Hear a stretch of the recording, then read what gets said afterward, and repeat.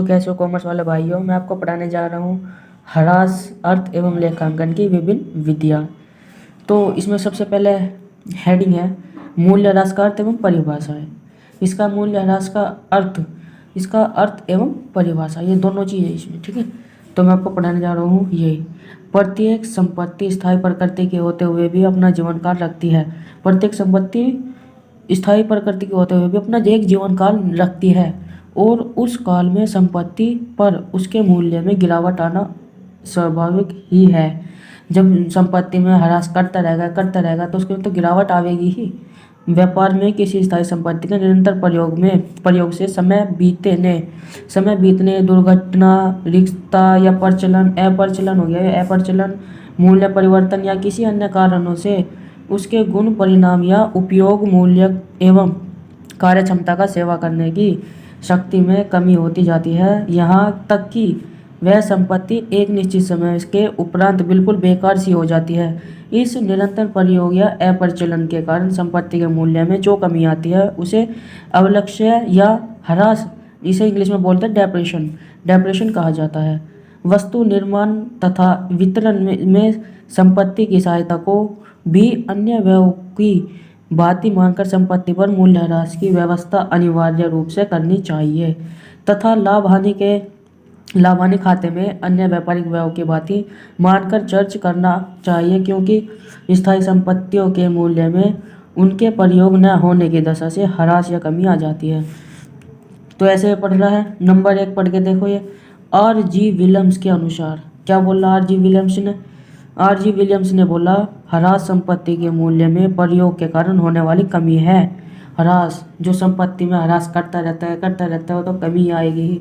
Number 2, Spicer एवं Pegler के अनुसार ह्रास संपत्ति के क्रियात्मक जीवन की संपत्ति की माप है जो एक निश्चित समय में किसी भी कारण से हुई हो। और नंबर 3 है कार्टर के अनुसार एक संपत्ति के मूल्य में किसी भी कारण से होने वाली सने मतलब धीरे धीरे सने और स्थायी कमी को मूल्य ह्रास कहा जाता है। नंबर 4 है American institute of accountants committee of technology के अनुसार ह्रास से आशय मूर्त पूंजी संपत्ति की लागत से अवशिष्ट मूल्य कम करने पर जो राशि शेष रहे, अर्थात ह्रास योग्यता राशि को संपत्ति के संपूर्ण उपयोगी जीवन के नियमानुसार और विवेकपूर्ण विधि से वितरण करने का है। नंबर 5 है J.R. बिटलीबाय के अनुसार ह्रास शब्द का आशय किसी संपत्ति के मूल्य में होने वाली उस हानि या कमी से है जो टूट फूट, प्रचलन, समय व्यतीत होने के साथ साथ अथवा बाजार मूल्य के गिर जाने से होती है। जैसे कोई बाजार मूल्य का कोई कम मूल्य हो गया, किसी वस्तु का कम मूल्य हो गया तो उसकी तो गिरावट हो जाएगी, उसे फिर हानि होगी। तो आते हैं अगले हेडिंग पर। अगला हेडिंग है मूल्य ह्रास की विशेषताएं, लक्षण। क्या इसकी विशेषता है, किस लक्षण में यह ह्रास होता है। तो नंबर 1 है मूल्य ह्रास का संबंध स्थायी एवं मूर्त संपत्तियों से होता है, अमूर्त संपत्तियों से नहीं। नंबर 2, मूल्य ह्रास का आशय किसी स्थायी संपत्ति के मूल्य में कमी से होता है, चलन संपत्ति पर नहीं। नंबर 3, मूल्य से आशय उस संपत्ति के पुस्तक मूल्य से होता है, बाजार मूल्य से नहीं। नंबर 4, मूल्य में यह कमी निरंतर एवं स्थायी रूप से संपत्ति के प्रयोग के कारण, समय बीतने या अन्य किसी कारण से होती है। नंबर 5, यह कमी गुणात्मक एवं मात्रात्मक प्रकृति की होती है। नंबर 6, ह्रास के कारण संपत्ति एक निश्चित समय के बाद अनुपयोगी हो जाती है तथा इसका मूल्य शून्य हो जाता है। नंबर 7, मूल्य ह्रास की क्रिया निरंतर चलती रहती है, भले ही संपत्ति का प्रयोग किया जाए या नहीं। नंबर 8 है ह्रास गैर नकद संचालन व्यय है। अगले हेडिंग पर आ चुके हैं हम। ह्रास लगाने के विभिन्न कारण कौन कौन से हैं। नंबर 1 कारण है निरंतर प्रयोग हेडिंग है। किसी संपत्ति के निरंतर प्रयोग में आते रहने के कारण उसमें घिसावट होती है, फलस्वरूप उसके मूल्य में या कमी आ जाती है, जैसे फर्नीचर, मशीनरी व प्लांट, भवन एवं मोटर कार आदि। इनमें निरंतर प्रयोग होते रहते हैं, इनमें टूट फूट गिरावट सब चीज़ आ जाती है, तो इसी कारण इस पर ह्रास लगता है। नंबर 2, अप्रचलन। अप्रचलन नवीनतम आविष्कारों के होते रहने से नवीन मशीनरी एवं संयंत्रों द्वारा वस्तुएं सस्ती एवं अच्छी बनने लगती है। फलस्वरूप पुराने संयंत्रों की उपयोगिता में कमी आ जाती है और वह बेकार हो जाती है। इस दशा में पुराने संयंत्रों के स्थान पर नए संयंत्रों का प्रतिस्थापन कर दिया जाता है। पुराने संयंत्रों का बाजार मूल्य कम हो जाता है तथा इसके उनके मूल्य उसके विक्रय करने पर उनके पुस्तक मूल्य में कम मूल्य प्राप्त हो पाता है। नंबर 3, मूल पदार्थों में कमी। कुछ संपत्तियां ऐसी होती है जिनका मूल्य उनमें से निकले हुए पदार्थों के साथ साथ कम होता रहता है, जैसे खान व तेल के कुएं आदि। खानों में खनिज पदार्थों की निश्चित मात्रा होती है। जैसे जैसे ये खनिज पदार्थ खानों से बाहर निकलते रहते हैं, खानों के मूल्य में वैसे वैसे कमी चलती रहती है तथा अधिक गहराई तक जाकर उनमें से वस्तुएं निकालने पर उनकी लागत में वृद्धि होती चली जाती है। अंत में एक स्थिति ऐसी आ जाती है कि जब या तो खनिज पदार्थ समाप्त हो जाते हैं तथा उनको निकालने का व्यय इतना अधिक हो जाता है कि उनका परित्याग करना ज़्यादा उचित समझा जाता है। नंबर 4, दुर्घटना। कभी कभी दुर्घटना के कारण भी संपत्ति में टूट फूट हो जाती है या वह पूर्णतया नष्ट हो जाती है, अतः इसका मूल्य कम हो जाता है, जैसे भूकंप या बाढ़ का आ जाना, बिजली का गिर जाना, घनघोर वर्षों का होना एवं आग लग जाना। जब किसी चीज़ में आग लग जाएगी या फिर भूकंप से वो टूट फूट जाएगी, तहस महस हो जाएगी, तो उसमें तो कमी आ जाएगी। फिर नंबर 5 है अवधि की समाप्ति। कुछ संपत्तियां ऐसी होती है जिनका मूल्य समय की गति के साथ साथ कम होता रहता है, जैसे पट्टे पर ली गई संपत्ति व पेटेंट आदि। नंबर 6, ब्याज मूल्य में स्थायी गिरावट हो जाना।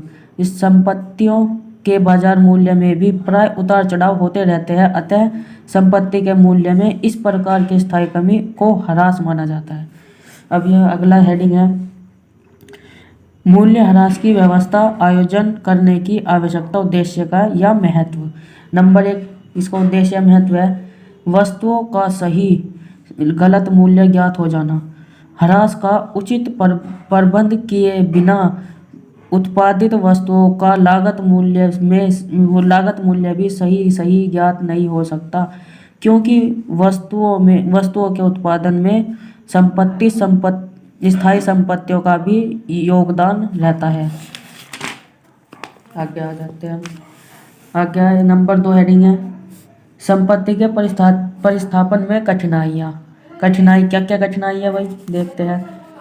यदि संपत्ति के मूल्य ह्रास की व्यवस्था नहीं की जाएगी तो उस संपत्ति के जीवन समाप्ति पर या उसके बेकार हो जाने पर उसको परिस्थापन में कठिनाई आएगी। नंबर 3, पूंजी के धीरे धीरे कमी होते जाना। यदि व्यापारी प्रतिवर्ष अपने लाभ की रकम व्यापार से निकालता रहता है तो उसका परिणाम यह होगा कि धीरे धीरे उसकी पूंजी में कमी होती जाएगी, क्योंकि मूल्य ह्रास के कारण संपत्ति का वास्तविक मूल्य कम होता जाता है और एक निश्चित समय के बाद कुछ शून्य तक हो जाता है। शून्य तो होगा जब उसमें से धीरे धीरे निकाल ले जाएगा, जबकि संपत्तियों में उसका पूर्ण मूल्य बना रहता है। नंबर 4, लाभ हानि खाते द्वारा सही लाभ या हानि का प्रकट न होना। व्यवसाय में सभी संपत्तियों का प्रयोग लाभोपार्जन हेतु किया जाता है और इसका निरंतर उपयोग करने से उसके मूल्य में कमी ह्रास होता जाता है। यह क्रमिक ह्रास भी अन्य व्यापारिक व्यय की भांति है, परंतु यह प्रत्यक्ष रूप से दिखाई नहीं देता, अतः प्रतिवर्ष सबको लाभ हानि खाते के चार्ज करना आवश्यक है। इस दशा में यदि मूल्यह्रास का समायोजन लाभ हानि खाते से नहीं किया जाता है तो व्यावसायिक संस्था के शुद्ध लाभ के ज्ञान के साथ साथ संस्था की वास्तविक की सम सॉरी संस्था की वास्तविक लाभोपार्जन क्षमता का ज्ञान नहीं हो सकेगा। सॉरी भाइयों, मैं थोड़ा टक के स्लो बोल रहा हूँ क्योंकि मैं वीडियो बना रहा हूँ, वीडियो में ध्यान भी जा रहा है, पूरा ठीक भी आ रहा है, नहीं आ रहा है, इसलिए मैं बीच बीच में रुक जाता हूँ। अगर हम पाँचवें में क्या है, आर्थिक चिट्ठे द्वारा वास्तविक स्थिति का ज्ञान न होना।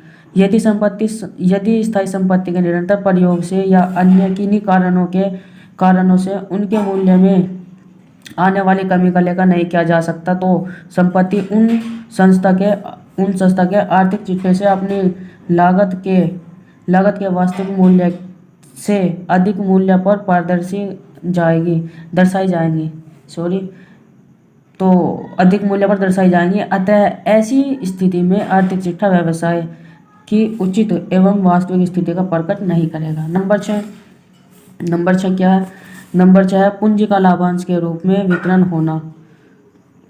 लेखा पुस्तकों में मूल्यह्रास का लेखा न किया जाने का यह परिणाम होगा कि लाभ हानि खाता बढ़ा हुआ लाभ प्रदर्शित करेगा, जिसके परिणाम स्वरूप लाभ का वितरण भी बढ़े हुए लाभ के आधार पर होगा। परिणाम यह होगा कि धीरे धीरे पूंजी का वितरण होना प्रारंभ हो जाएगा, जो कि उचित एवं और अधिनियम अनुसार नहीं होगा। नंबर 7